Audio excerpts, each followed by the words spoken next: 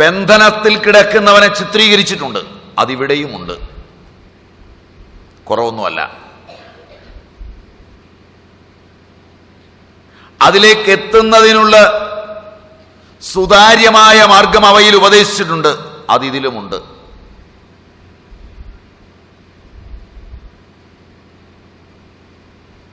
ഉപദേശങ്ങൾക്ക് തെരഞ്ഞെടുത്ത സ്ഥലങ്ങൾക്ക് വ്യത്യാസമുള്ളതുപോലെ ഉപദേശം കൊടുത്തപ്പോൾ അത് സ്വീകരിക്കാൻ വന്നവന്റെ മനസ്സിന് വ്യത്യാസമുള്ളതുപോലെ ഉപദേശത്തിന് ഉപയോഗിച്ച ഉദാഹരണങ്ങൾക്ക് വ്യത്യാസം ഉണ്ടാവും. അത് തത്വസംഹിതയുടെ കാതലായ വ്യത്യാസമല്ല. ഇതെടുത്തു പറയുന്നത് അഷ്ടാവക്രഗീതയെ പഠിപ്പിക്കുമ്പോൾ വിദ്യാർത്ഥികൾക്ക് പ്രോത്സാഹന മാത്രമായി ഇതുപോലൊരു കൃതിയില്ലെന്ന് ഞാനും പറയും. അത് പഠിക്കാൻ മാത്രമാണ്. ഗീത പറയുമ്പോൾ അതുപോലൊരു കൃതിയില്ലെന്നും പറയും. കാരണം അതൊരു കൂട്ടരെ പഠിപ്പിക്കുമ്പോൾ അവർക്ക് പഠിക്കാൻ മാത്രമാണ്. കഠോപനിഷത്ത് പഠിപ്പിക്കുമ്പോൾ പറയും ഇത്രയും നല്ലൊരു പുസ്തകം വേറെയില്ല, ബാക്കിയൊക്കെ പോക്കാണ്.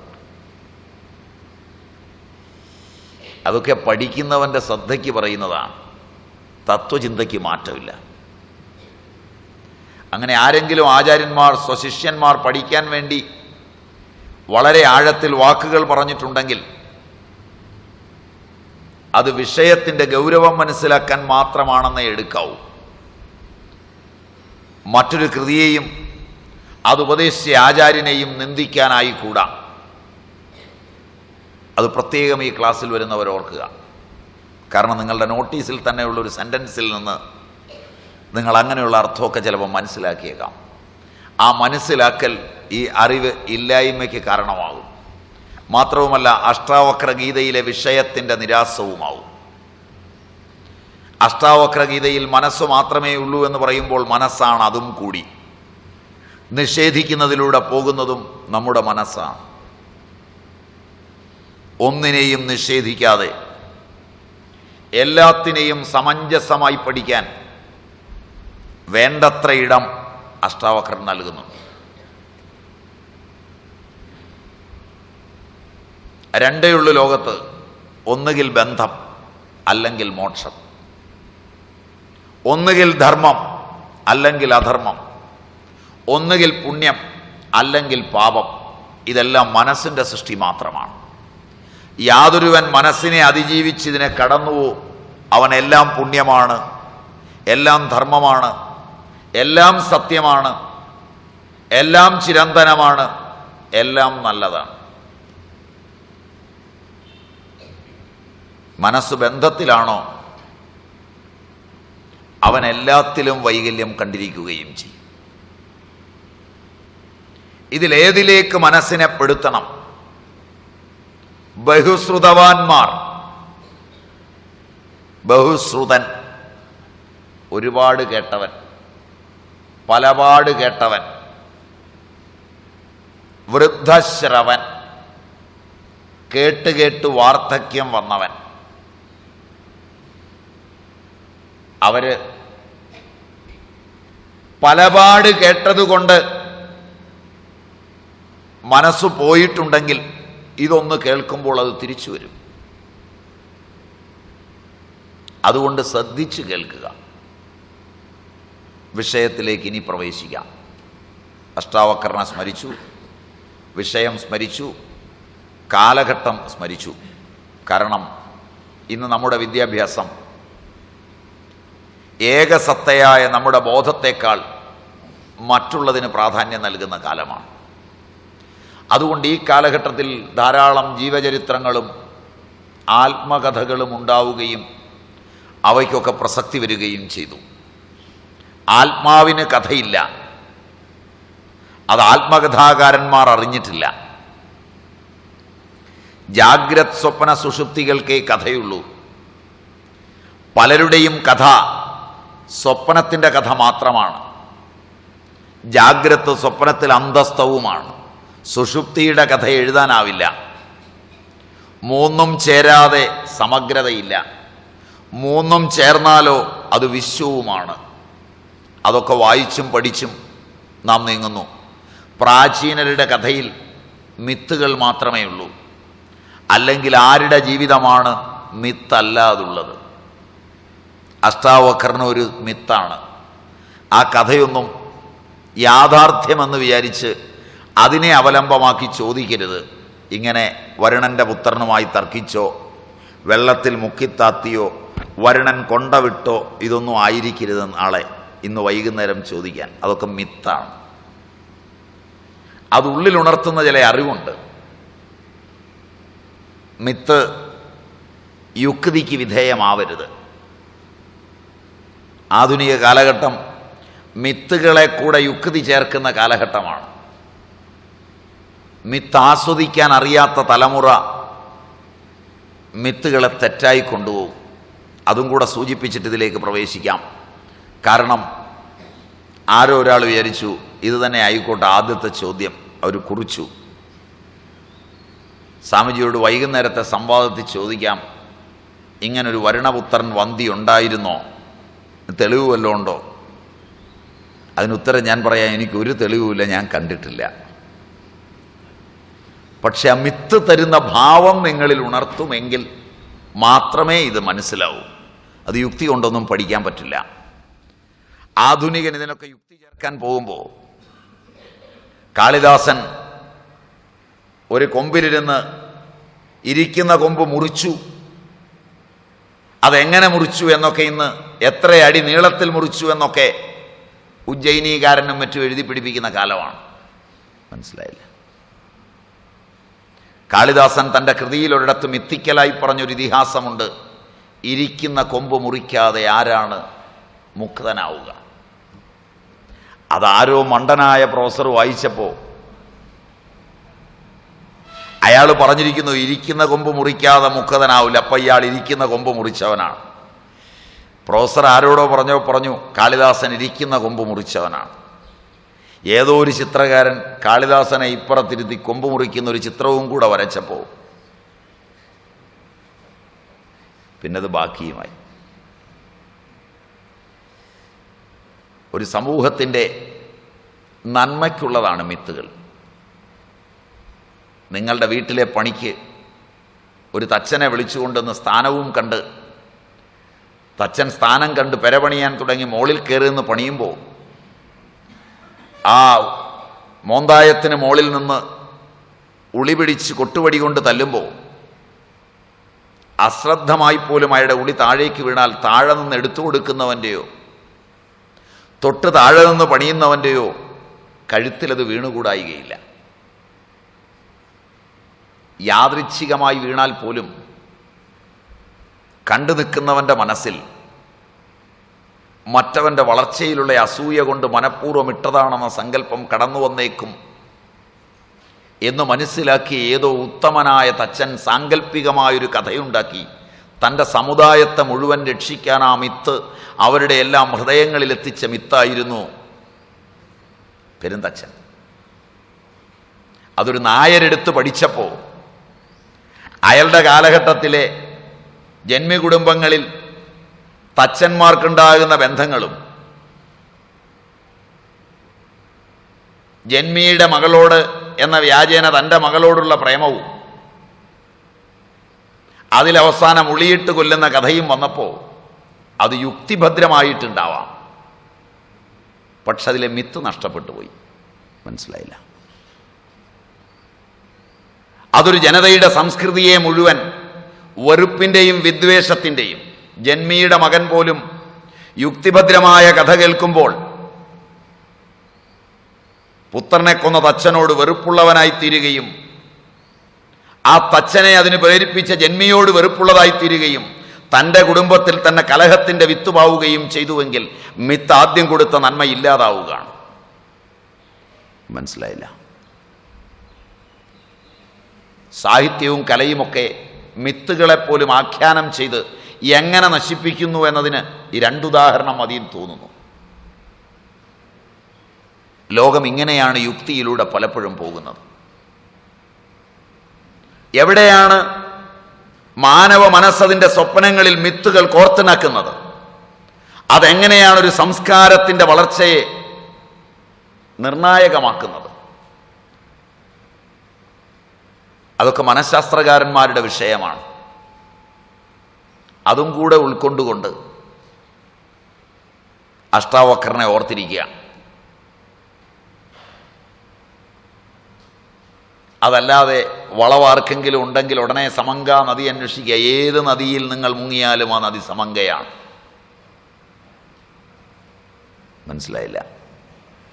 നിവരുകയും ചെയ്യും. നിവരില്ലെന്നല്ല ഞാൻ പറഞ്ഞു. അതുകൊണ്ട് ഇനി വിഷയത്തിലേക്ക് വരാം. ജനക ഉവാച. 9:30 തോന്നൂല്ലേ? 9:30. ആ 5ഉം 10ഉം ഒക്കെ നിങ്ങളുടെ വാച്ചുകൾ തമ്മിലുള്ളൊരു തർക്കമല്ലേ? അപ്പോൾ നമുക്ക് വിഷയത്തിലേക്ക് പ്രവേശിക്കാം. കാപ്പിക്ക് മുമ്പ് 1/2 മണിക്കൂർ ശ്ലോകമൊക്കെ ഒന്ന് ചൊല്ലി. ആത്മ ഉപദേശമാണ് 1-ാം അധ്യായം. ജനക ഉവാച കഥം ജ്ഞാനമവാപ്നോതി കഥം മുക്തിർഭവിഷ്യതി വൈരാഗ്യം ച കഥം പ്രാപ്തം ഏതത് ബ്രൂഹി മമ പ്രഭോ. കഥം ജ്ഞാനം അവാപ്നോതി കഥം മുക്തി ഭവിഷ്യതി കഥം വൈരാഗ്യം പ്രാപ്തം പ്രഭോ. ഏതത് ഇത് ഏതത് മമ ബ്രൂഹി. ഏതത് മമ ബ്രൂഹി. ഇതെനിക്ക് പറഞ്ഞു തരണം. ഒരു ശിഷ്യൻ ഗുരുവിൻ്റെ അടുത്തെത്തി ആ ഉത്തമനായ ഗുരുവിനോട് തനിക്ക് വേണ്ടത് ചോദിക്കുകയാണ്. ചോദിച്ചിട്ടേ പറഞ്ഞു കൊടുക്കാവൂ എന്ന് പ്രാചീന മര്യാദയുണ്ട്. അന്യായമായി ചോദിച്ചാലും പറഞ്ഞു കൊടുക്കരുതെന്നുണ്ട്.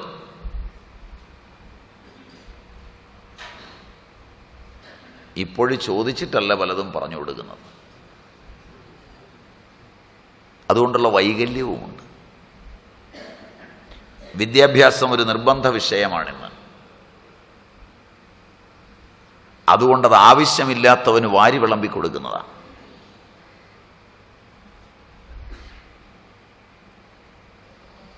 വിദ്യാഭ്യാസം നിർബന്ധമായതുകൊണ്ട് അത് പീഡനമാണ്.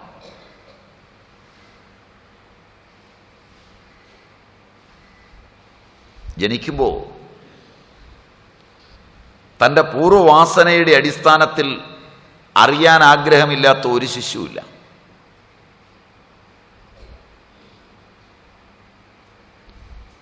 അവൻ അറിയാനുള്ളത് അന്വേഷിക്കുകയും അന്വേഷിക്കുന്നതിനെ കൊടുക്കാൻ കഴിയുന്നവൻ കൊടുക്കുകയും ചെയ്യുമ്പോൾ ഒരു പാരസ്പര്യം ഉണ്ടാകുന്നതിനെയാണ് ഗുരുശിഷ്യ പാരസ്പര്യം എന്ന് പറയുന്നത്.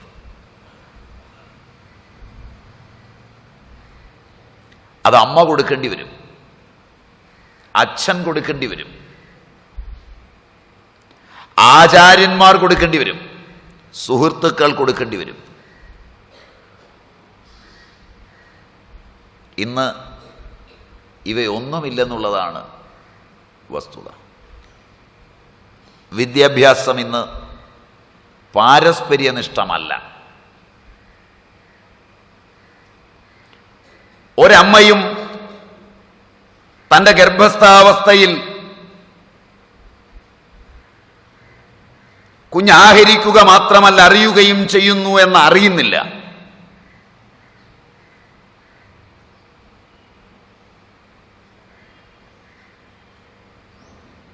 അമ്മ കഴിക്കുന്ന ആഹാരം സ്ഥൂലമായത് കുഞ്ഞിൻ്റെ ആരോഗ്യത്തെ ബാധിക്കുന്നു എന്ന് വൈദ്യശാസ്ത്രത്തിന് പഠനമുണ്ട്. മനസ്സിലായില്ല? അമ്മ ഗർഭസ്ഥാവസ്ഥയിൽ ഒരു ഔഷധം കഴിച്ചാൽ ഉദരത്തിൽ കിടക്കുന്ന കുഞ്ഞ് നേരത്തെ പുറത്തു പോകാം, മരിച്ചോ മരിക്കാതെയോ. അതിന്ന് വൈദ്യശാസ്ത്രത്തിന് സമ്മതമാണ്.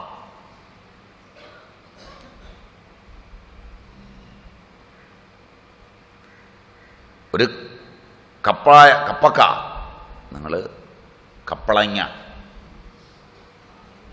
ഓമയ്ക്ക, തെക്കുന്ന് വന്നവർ, വടക്കുന്ന് വന്നവർ കപ്പക്ക. ഞാൻ കപ്പക്ക എന്ന് പറഞ്ഞാൽ നിങ്ങൾ വേറെയാണെന്ന് ധരിക്കും, അതുകൊണ്ടാണ് എല്ലാം പറയുന്നത്. കാസർഗോഡ് നിന്ന് വന്നവൻ കറമൂസ് അല്ലേ, മൂസേ അല്ലേ? കറമൂസ് എന്നല്ലേ പറയാ? അപ്പോൾ കറമൂസ്, പപ്പായ, ഓമയ്ക്ക, കപ്പക്ക, ഇങ്ങനെയുള്ള ഏത് പേരിലറിയുന്നു അത് കുത്തിച്ചതച്ചു കൊടുത്താൽ ഗർഭം വേഗം സ്രവിച്ചു പോകും. ജീരകം അധികമായി കൊടുത്താലും സ്രവിച്ചു പോകും. അപ്പം ആഹാര പദാർത്ഥങ്ങൾക്ക് കുഞ്ഞിനെ പാകമെത്തിക്കാതെ കളയാൻ വരെ കഴിവുണ്ട്. ഗർഭസ്ഥാവസ്ഥയിൽ എടുക്കുന്ന ഒരു ഇഞ്ചക്ഷൻ കൊണ്ട് ജനിക്കുന്ന കുഞ്ഞിൻ്റെ എല്ലുകൾ പൊടിയും. ഓസ്റ്റിയോ ഇംപെർഫെക്റ്റാ. വൈദ്യശാസ്ത്രം ഇന്ന് നേരിടുന്ന വിപത്തുകൾ വളരെ വലുതാണത്. വിപത്തുകളിൽ ഇത് വൈദ്യശാസ്ത്രത്തിന് സമ്മതമാണ്. ഓസ്റ്റിയോ ഇംപെർഫെക്റ്റയുമായി കുഞ്ഞിനെയും കൊണ്ട് എന്നാൽ ആദ്യം ചോദിക്കുക ഗർഭിണിയായിരുന്നപ്പോൾ കഴിച്ച മരുന്നിൻ്റെ ലിസ്റ്റ് കൊണ്ടുവരാനാണ്.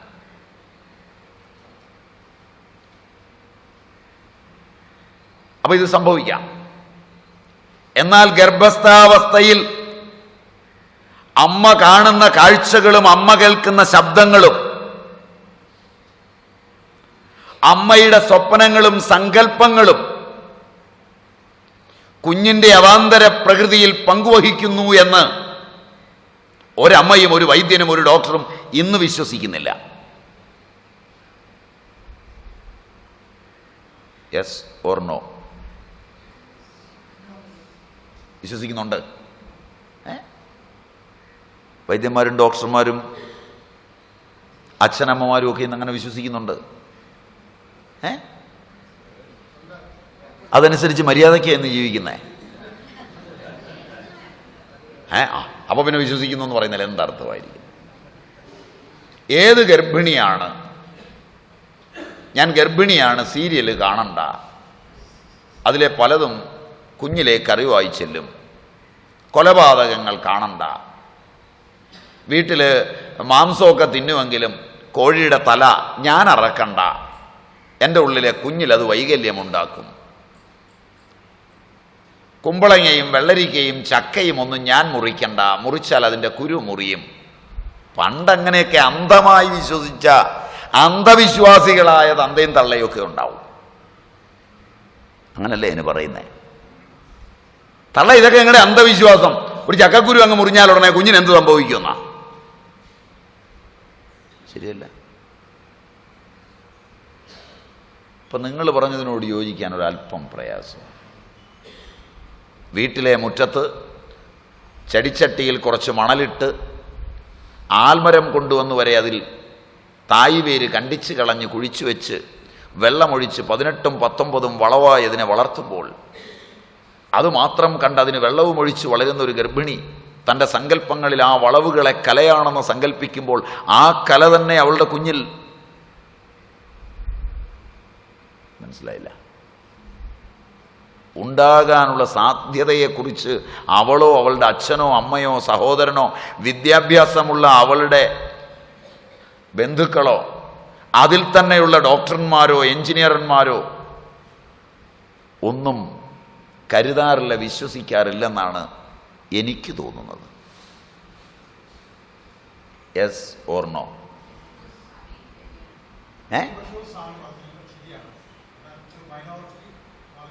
ഞാൻ മൈനോറിറ്റിയെ കുറിച്ച് ചോദിച്ചില്ല.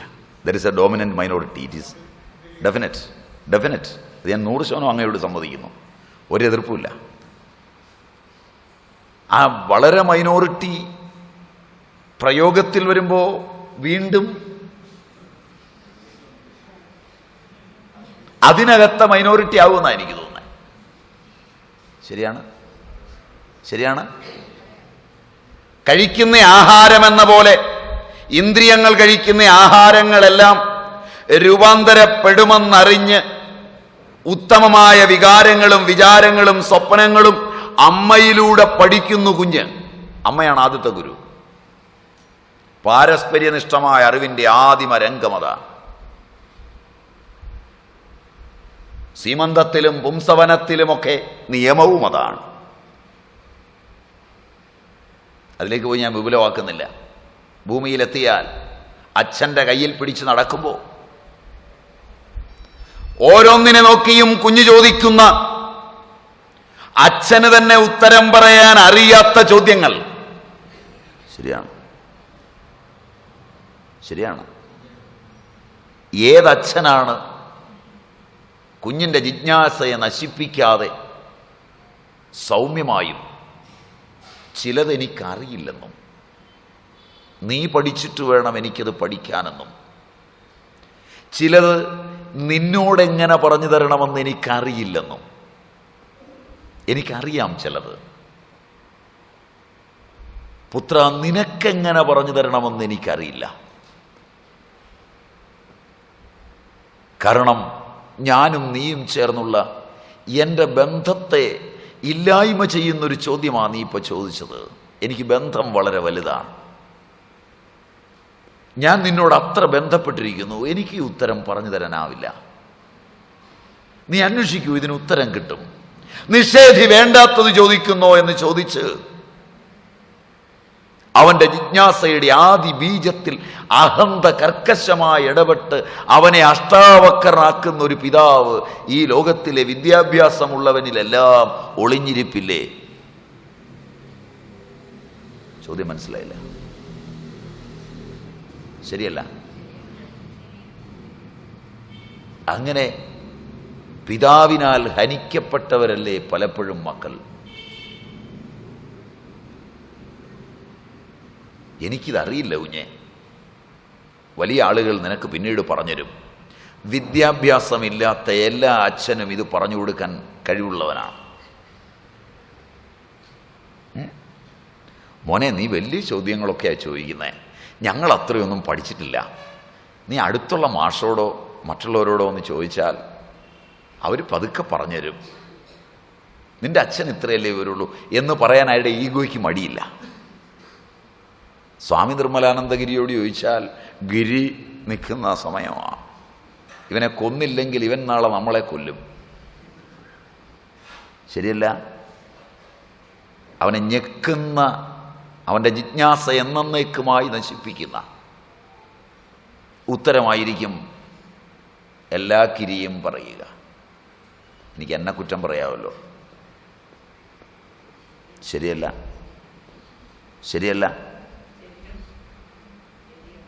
എവിടെയാണ് പിന്നെ വിദ്യാഭ്യാസം നടക്കുന്നത്? അമ്മ, അച്ഛൻ, ബന്ധുജനങ്ങൾ, പഠിച്ചു എന്നതിൻ്റെ വലിപ്പങ്ങൾ നീളത്തിൽ എഴുതി വച്ചിരിക്കുന്ന അധ്യാപകരോ? പാരസ്പര്യം ബാധകമാണോ അവർക്ക്? നിർബന്ധപൂർവകമായ വിദ്യാഭ്യാസത്തിൽ വിദ്യാഭ്യാസം ഒഴിച്ചുള്ള എല്ലാ അഭ്യാസവും ഉണ്ടെന്ന് ഞാൻ പറഞ്ഞാൽ നിങ്ങൾക്ക് ദേഷ്യം വരും. ആ ഒരു അഭ്യാസം മാത്രം ഉണ്ടായിരിക്കില്ല. ഇവിടെയാണൊരു പാരസ്പര്യത്തിൻ്റെ കഥ. അവിടെ ഏറ്റവും മര്യാദാമസൃണമായി ചോദിച്ചു വേണം പറഞ്ഞു കൊടുക്കാൻ. കാരണം ജിജ്ഞാസയോടുകൂടി വേണം കേൾക്കാൻ. അതിൻ്റെ ശമനമാണ് വിദ്യാഭ്യാസം, അതിൻ്റെ ശമനമാണ് മോക്ഷവും.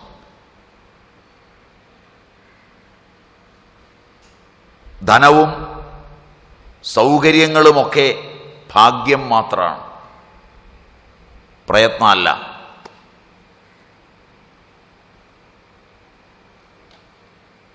പ്രയത്നിച്ച് കിട്ടുമെന്നൊന്നും ഉറച്ച് തീരുമാനിക്കണ്ട. ചിലപ്പോൾ പ്രയത്നിച്ചാൽ കിട്ടും, ചിലപ്പോൾ പ്രയത്നിക്കാതിരുന്നാൽ കിട്ടും. ഈ കർമ്മപ്രപഞ്ചം നിർദ്ദിഷ്ടമാണ്, പൂർവനിർദ്ദിഷ്ടമാണ്. എന്ന് വെച്ച് വെറുതെ ഇരിക്കാൻ പറ്റുമോ? പറ്റുകയില്ല. അത് എന്തുകൊണ്ട് പറ്റുകയില്ല? അതിനു വേണ്ടിയല്ല, വെറുതെ ഇരിക്കാൻ പറ്റുകയില്ലാത്തത് കൊണ്ട്. മനസ്സിലായി? അങ്ങനെ തന്നെ അർത്ഥം എടുക്കണം. പ്രയത്നിച്ചുകൊണ്ടൊന്നും കിട്ടുകയില്ല എന്ന് പറഞ്ഞ് വെറുതെ ഇരിക്കാൻ പറ്റുമോ? പറ്റുകയില്ല. വെറുതെ ഇരിക്കരുത്. കിട്ടുമെന്നോർത്ത് പ്രയത്നിക്കരുത്. പ്രയത്നിച്ച് തകർന്നു പോയവർ ഏറെയാണ്.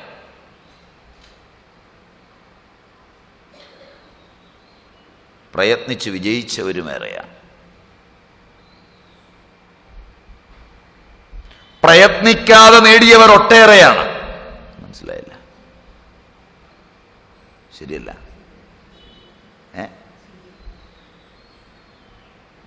അതുകൊണ്ട് ഈ ലോകം വളരെ വിചിത്രമാണ്. അതൊക്കെ നന്നായി അറിഞ്ഞ് ഒരു ചക്രവർത്തി ഒരു രാജ്യത്തിൻ്റെ മുഴുവൻ ഭരണാധികാരിയായ ചക്രവർത്തി അഷ്ടാവക്ര ഗുരുവിനോട് ചോദിക്കുകയാണ്. എന്താ ചോദിച്ചത്? കഥം ജ്ഞാനമവാപ്നോതി, എങ്ങനെ, കഥം ലോകഃ മനുഷ്യൻ, ജ്ഞാനത്തെ അവാപ്നോതി നേടുന്നു. എങ്ങനെ മനുഷ്യന് ജ്ഞാനം ലഭിക്കുന്നു? ജ്ഞാനം കിട്ടുന്ന വഴി ഏതാണ്? ഞാൻ നിർത്തി പറയുന്നത് നിങ്ങളുടെ ഈ പുസ്തകങ്ങളെ ചിലപ്പോൾ കാണുള്ളൂ. അതുകൊണ്ട് ശ്രദ്ധിച്ച് നോക്കി ശ്ലോകം മനസ്സിലാക്കുക, അന്വയിച്ച്. എങ്കിലേ നിങ്ങൾക്ക് അതിൻ്റെ അർത്ഥമൊക്കെ പിന്നീട് മനസ്സിലാവുള്ളൂ. കഥം എങ്ങനെ, ലോകഃ ലോകം അവിടെ ശബ്ദാർത്ഥത്തിലില്ല, അർത്ഥത്തിൽ മാത്രമേ ഉള്ളൂ. കാരണം തനിക്ക് മാത്രമല്ല ഈ ചോദ്യം, എല്ലാവർക്കും. അതുകൊണ്ടാണ് ഇത് ഗ്രന്ഥരൂപത്തിലൊക്കെ വന്നത്. തനിക്ക് മാത്രം അറിയേണ്ട വിഷയങ്ങളൊന്നും ലോകം അറിയാറില്ല. കാരണം നമ്മളിപ്പോൾ പഠിക്കുന്നുണ്ടല്ലോ. അപ്പോൾ നമുക്കൂടെ ബാധകമാക്കണം. അല്ല, ജനകനും യാജ്ഞവൽക്യനും തമ്മിൽ പഠിച്ചിട്ട് ഒരു കാര്യവും നമുക്കില്ല. ചോദ്യം മനസ്സിലായോ എന്നറിയില്ല. എനിക്ക്, എന്നെ പോലെ എല്ലാവർക്കും ആ കോമൺ ഇത് വരുമ്പോൾ ശരിയാവും. എങ്ങനെ ലോകം, മനുഷ്യൻ ജ്ഞാനത്തെ നേടുന്നു? കഥം മുക്തി ഭവിഷ്യതി, എങ്ങനെ മുക്തി ഉണ്ടാകും? അതിൻ്റെ മാർഗം ഏതാണ്? കഥം വൈരാഗ്യം പ്രാപ്തം, എങ്ങനെ വിരാഗത ഉണ്ടാവും? ആ ചോദ്യങ്ങളുടെ അടുക്കിൽ നിന്ന് ജ്ഞാനം, മുക്തി, വൈരാഗ്യം, 3 ശബ്ദങ്ങളാണ്. അപ്പോൾ ചോദ്യകർത്താവിന് പൂർവമായ കുറേ അറിവുകളുണ്ട്. നേടാനൊരു വസ്തു ഉള്ളത് മുക്തി മാത്രമാണെന്ന് അയാൾക്കറിയാം. അപ്പം അത്രയും അറിഞ്ഞിട്ട് വേണം ഇത് പഠിക്കാൻ. ഇപ്പോൾ ഞാൻ മുക്തനല്ല എന്നൊരു തോന്നലുണ്ട്. എനിക്ക് മുക്തി വേണം, ഇതിൽ നിന്നൊക്കെ ഒന്ന് മോചനം വേണം. ഇടയ്ക്കിടയ്ക്ക് അങ്ങനെ പറയാറുണ്ടോ? മതി, ഇതൊക്കെ ഇട്ടിട്ടൊന്ന് പോകണം. ഇപ്പോൾ ഉള്ളതൊക്കെ സ്ഥിതിയിലാണ് എന്ന് തോന്നിയാൽ ഈ പ്രശ്നമില്ല. ഇപ്പോൾ ഉള്ള ഭാര്യ ശരിയല്ല, ഇവളെ വിട്ടിട്ട് വേറൊരുത്തിയെ കൊണ്ടുവന്നു. അപ്പോഴിവളേക്കാൾ കൂടിയതാണ് വന്നിരിക്കുന്നത്. ഇങ്ങനെ കുറേ ഭാര്യമാരെ മാറി നോക്കി അനേക ജന്മങ്ങളിൽ, ഭർത്താക്കന്മാരെ മാറി നോക്കി, ഒരുത്തനും ശരിയല്ല.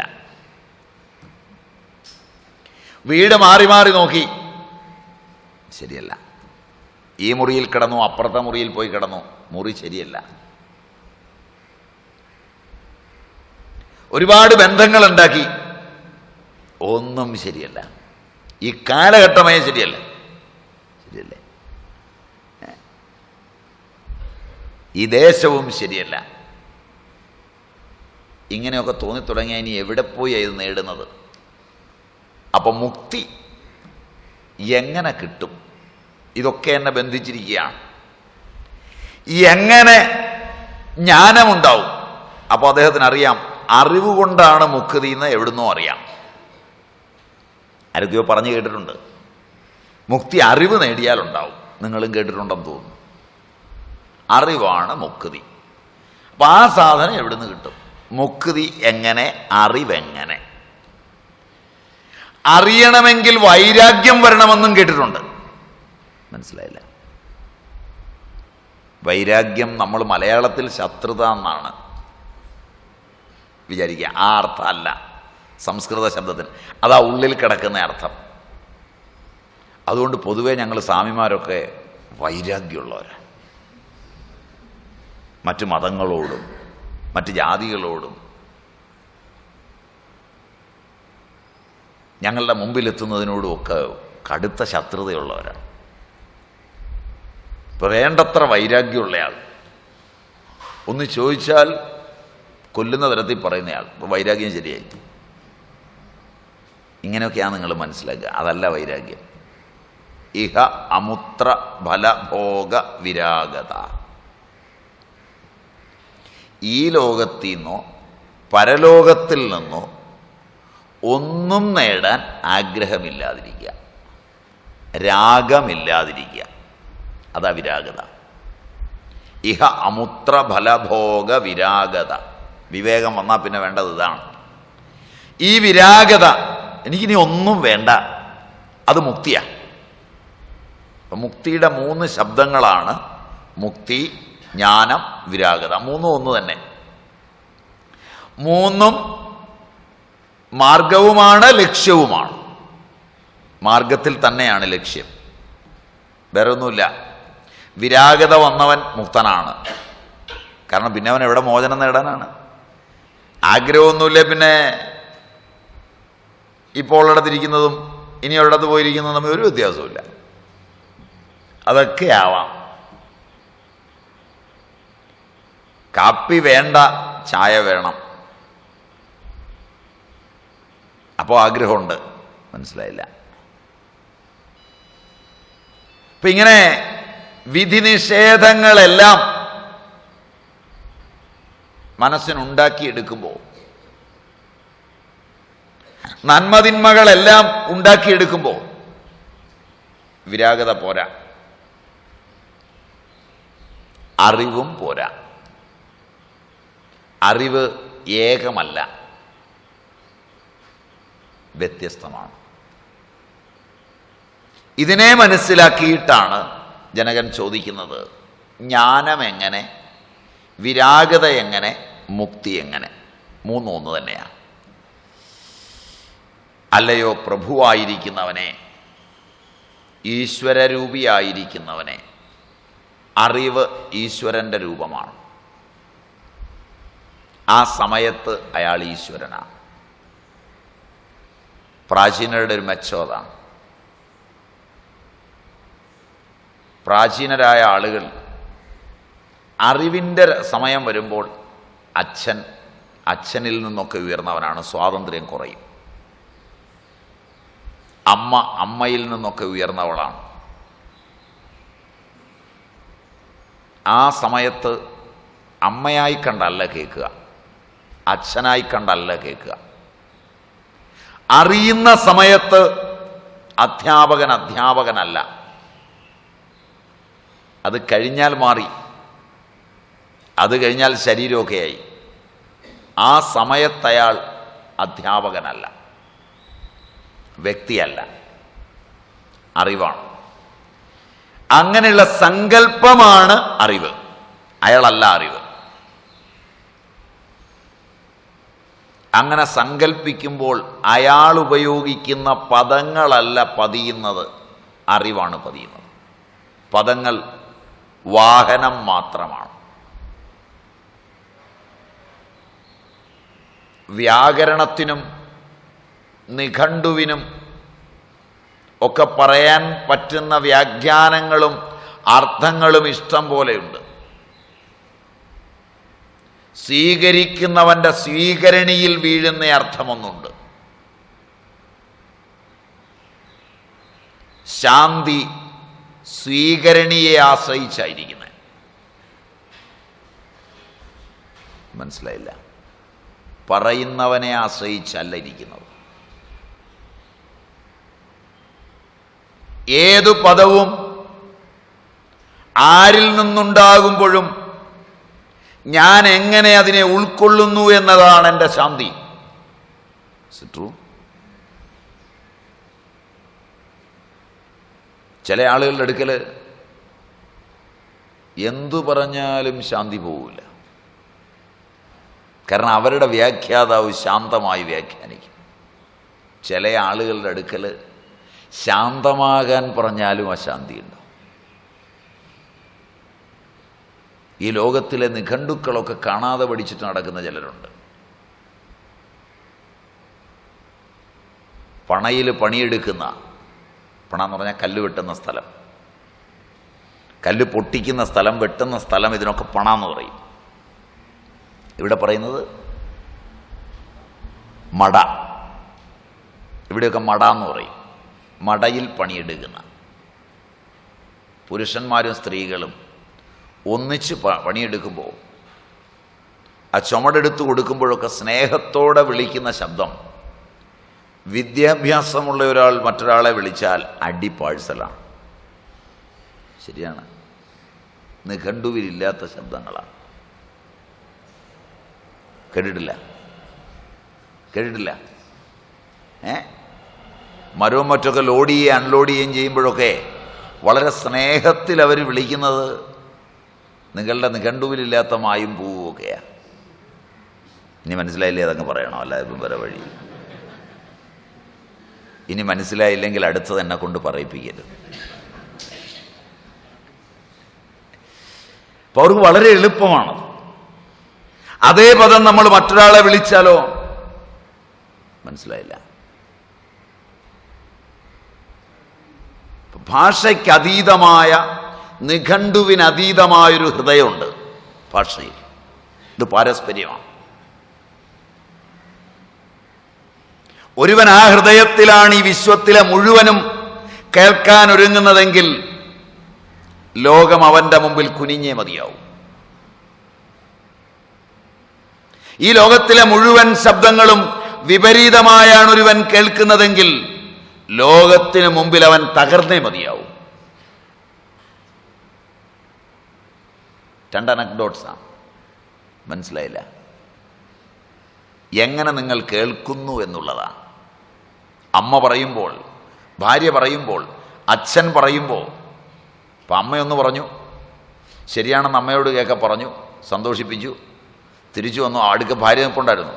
അവൾ മറുപടിയൊന്നും പറയാൻ നിൽക്കായിരുന്നു. മുറിയിലോട്ട് വന്നപ്പോൾ ചോദിച്ചു, എല്ലാം ശരിയാ. തൻ്റെ കൂടെ ഇറങ്ങി തിരിച്ചപ്പോഴേ തീരുമാനിച്ചു, അമ്മ പറയുന്നതൊക്കെ ശരിയാ, നീ പറയുന്നതും ശരിയാ. എന്നാ പിന്നെ അത് തെറ്റാണെന്ന് എന്താ പറയാതെ? എല്ലാം ശരിയാ, എല്ലാം തെറ്റാ. നീ പറയുന്നത് അവർക്ക് തെറ്റ്, അവർ പറയുന്നത് നിനക്ക് തെറ്റ്.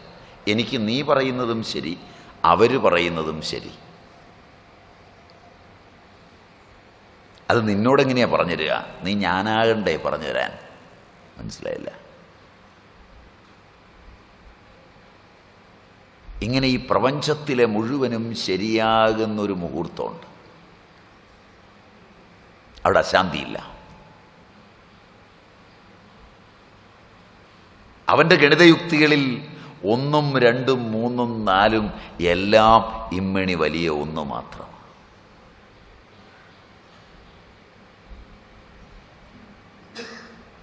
മനസ്സിലായില്ല? അവൻ്റെ ഇക്വേഷൻ അത്രേ ഉള്ളൂ. ഈ ഒരു തലത്തിൽ എത്തുന്നൊരു പാരസ്പര്യമുണ്ട്.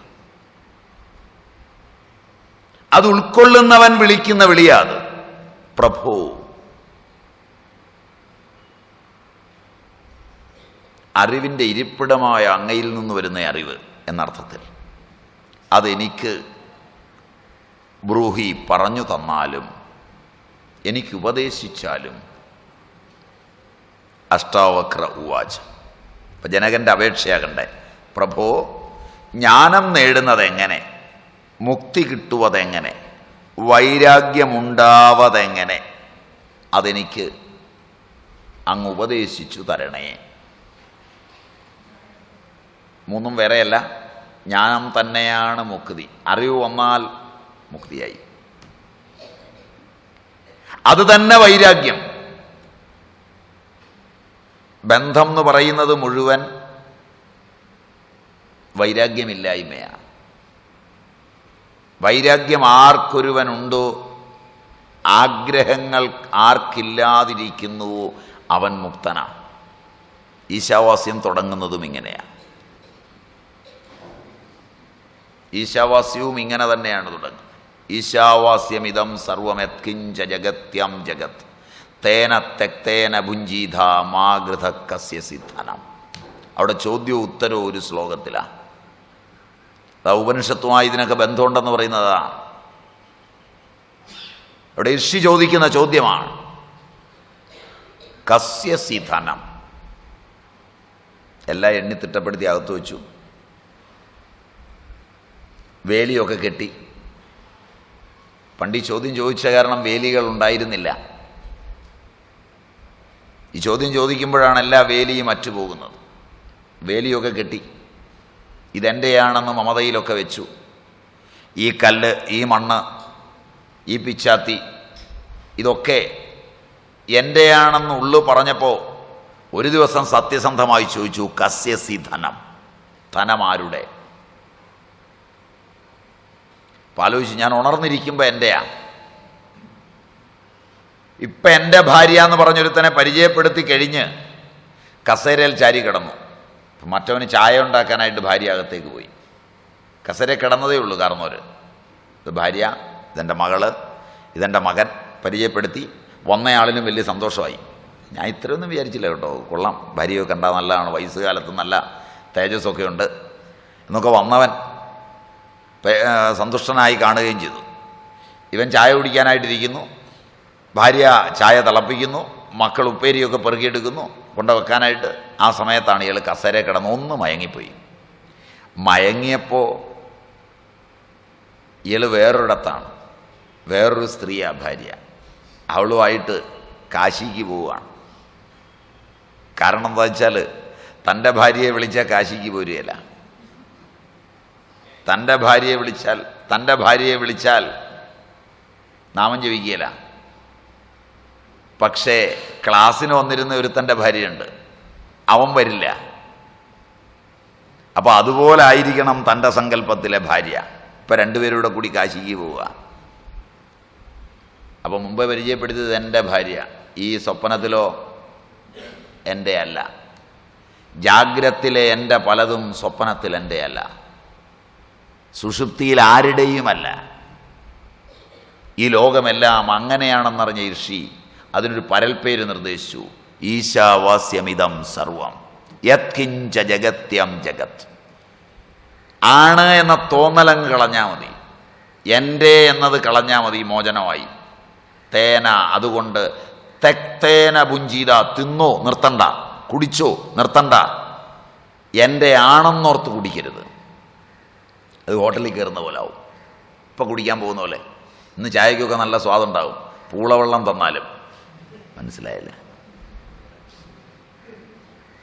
വീട്ടിൽ നല്ലതുണ്ടാക്കി തന്നാലും എൻ്റെ എന്ന മമതയുണ്ട്. അപ്പോൾ പാലൊഴിച്ചത് കൂടിപ്പോയി. ഞാൻ കുടിക്കുന്നതിലല്ല, മറ്റവനൂടെ കൊടുത്തതിലാണ്. ഇത്രയും പാലൊഴിച്ചാൽ എവിടെ ചെന്ന് നിൽക്കും നമ്മുടെ ബഡ്ജറ്റ്? ഇത് കേടാവും. ശരിയാണ്. എൻ്റെ എന്ന് വന്നപ്പം ബഡ്ജറ്റായി.